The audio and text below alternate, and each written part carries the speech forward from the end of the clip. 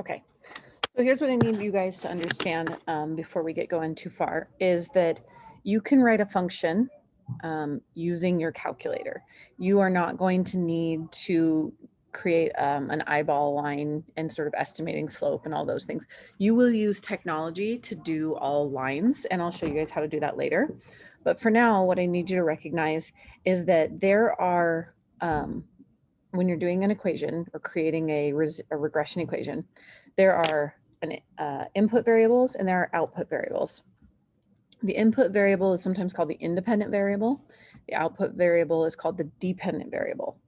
We're going to use time in most scenarios. If time is an option, it's going to be our independent variable. It's our input. So what's happening in terms of time? Anytime you see something like in terms of, that's telling you what the input is going to be. Okay.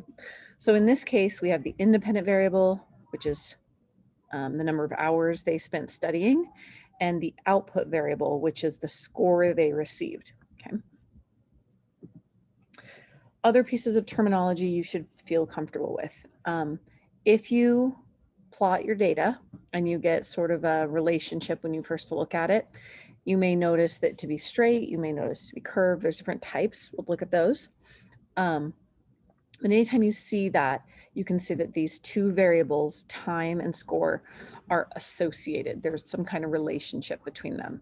Be aware, we'll talk about it later again, that this relationship does not necessarily indicate a causal relationship. Okay.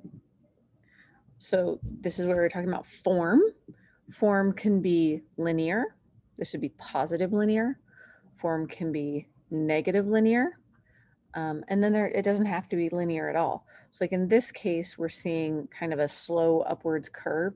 You might make the argument that this is an exponential curve, or maybe this is like a negative quadratic.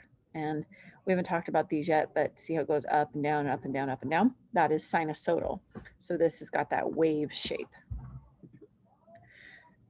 Then I'll give you guys a second after the video. Have your, in your groups, I want you to decide what you believe these different shapes would be, and whether it's a good, a strong fit or not a very strong fit to that shape.